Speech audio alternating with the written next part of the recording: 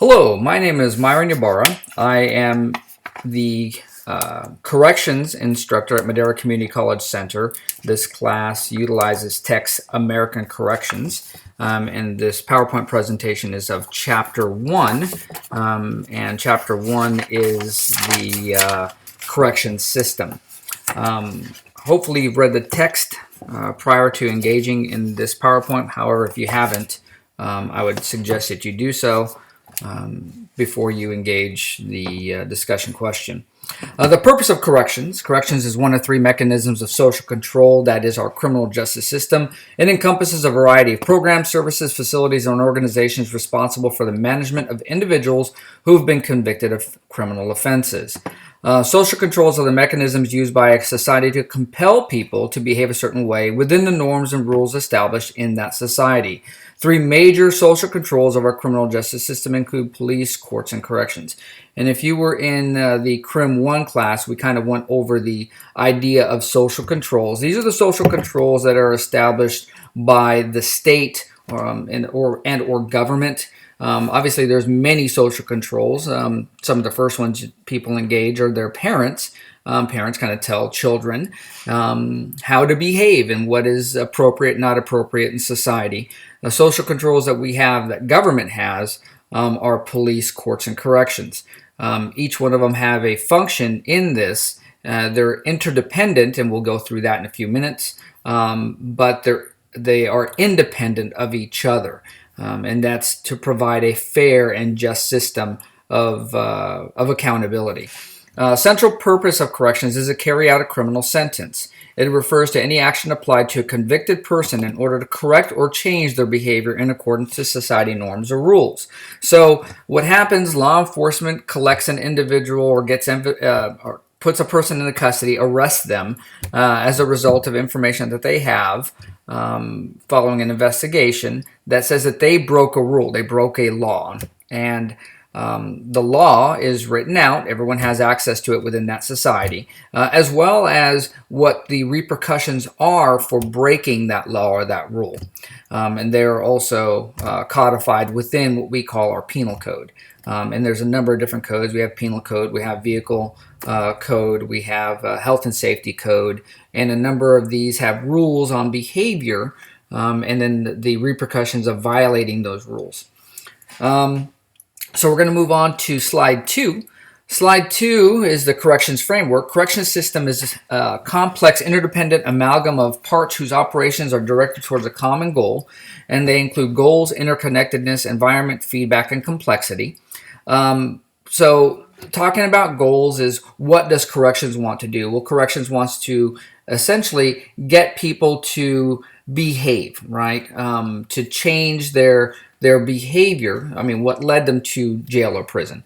Interconnectedness, we talked about that. That's the idea that all of these branches of social control are connected in one way, shape, or form. They're independent of each other, but they rely on each other to do a specific job so that the entire mechanism doesn't break down. Environment, they're talking about the idea that every system works within a certain type of environment, even though they all may have the same goal. Each one of those environments is going to dictate how that work is completed. And you're talking about corrections.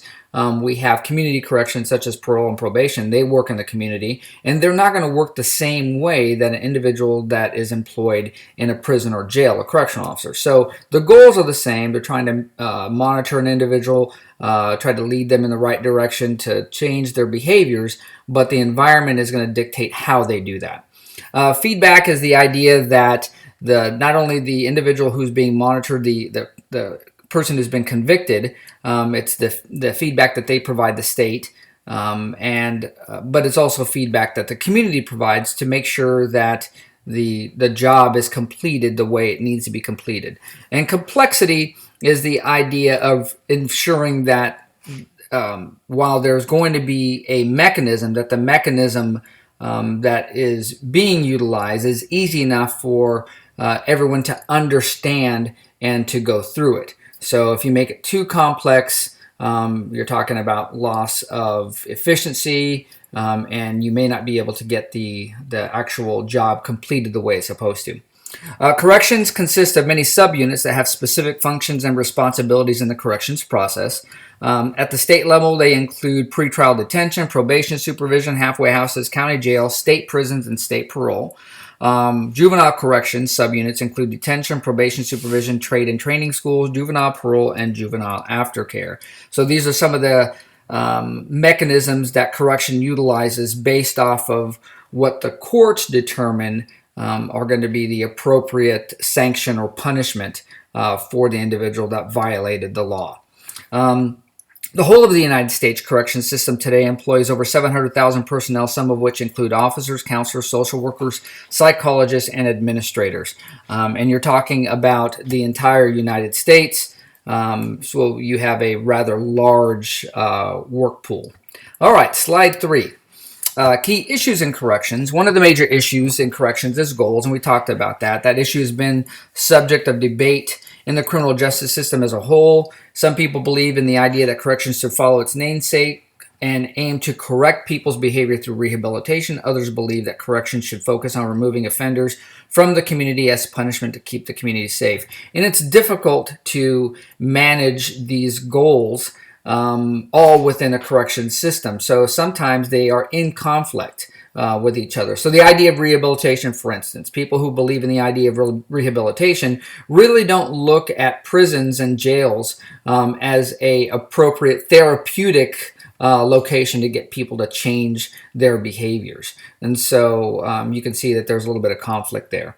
And then, of course, individuals that work on the idea of removing offenders from the community don't view rehabilitation as a primary need, and so they would, like to remove some of the services that are being provided by corrections in the name of reducing expenditures, reducing costs. Another issue is funding. Bulk corrections funding comes from tax revenue. Given that the public doesn't see corrections as a day-to-day public service, allocating tax dollars with the public's blessing is near impossible. So law enforcement is seen on a regular basis, police, sheriffs, CHP. The courts are also seen. So people get to see where their tax dollars are being spent. In corrections, that's not always the case. Most of the information people receive from corrections and what happens is either on the nightly news with regard to an incident that occurs or on social media. So they're not as up to, they don't have as much information with regard to day-to-day operations at corrections. Bureaucracy is another issue in corrections. Given that the public has limited access to correction services, street-level bureaucrats, that would be the correction officers, who are government workers that work in the public, there's minimal worker-client relationship. Again, people who meet correctional officers and work with them on a day-to-day basis are the ones who have been convicted versus individuals that are in the community. So a bureaucracy, while it is a necessary evil in corrections, becomes an absolute requirement because there has to be a mechanism for oversight, which is one of the reasons why we have bureaucracies in the first place. Last, interagency coordination between correction systems is difficult at best, given that corrections client type, which is the convicted felon, and the number of people that are in custody are not within its control. So again, corrections doesn't go out, and if they've got 5,000 beds that are vacant, they don't go out to the community and start gathering people to fill those vacant beds, so that way they're maximizing the tax dollar that they're receiving to operate. They rely on the courts to provide that information, and the coordination between the two. The courts have to know how many beds are available within that community, and then the courts will make a determination as to the severity of the crime, and that way the individual is placed in the lowest level of custody commensurate to their crime or their potential criminal behavior, or the idea that they may be a risk to the community. Okay, slide 4. People's work. Corrections employs professionals as well as non-professionals in their daily operations. Professional staff include psychologists, counselors, administrators, who generally hold a professional degree or certification, and then non-professional staff such as correctional officers, food service employees, maintenance staff, often don't hold any type of degree beyond a high school education and are under close supervision. In the case of correctional officers, I kind of agree with this statement here. However, this is starting to change. Many correctional officers are getting higher education, and then of course their certifications under post kind of put them in the professional category. The mechanism used to gain compliance by an incarcerated person is based on the idea of exchange and interdependence. You will be seeing these two terms again, so I would suggest that you really understand the idea between exchange and interdependence. So exchange is a mutual transfer of resources based on decisions regarding the costs and benefit. This would be a correctional officer who's been tasked with ensuring that beds are being built by an inmate, and then the inmate doing the work because they are going to get a reduction in sentence and or pay for the work that they do. So the state correctional officer provides the resources, the material, and then the inmate looks at that and says, okay, if I do the work, I'm going to get a benefit for it. And then obviously the state gets the benefit of having those materials or the actual end product, the beds, completed. Interdependence is the reliance of another person in the performance of their responsibilities, which allows you to perform yours. And this is a little bit closer. So you have the correctional officer who was tasked with making sure that beds are built. You have an inmate that has the skill set to build the beds. And so the correctional officer provides the raw materials. The inmate utilizes the skill set they have to build the beds. They get the benefit of a reduced sentence and pay. And then the correctional officer is receiving the end result that they have their beds completed based off of the requirements that were put on them by their supervisor or by the administrative staff.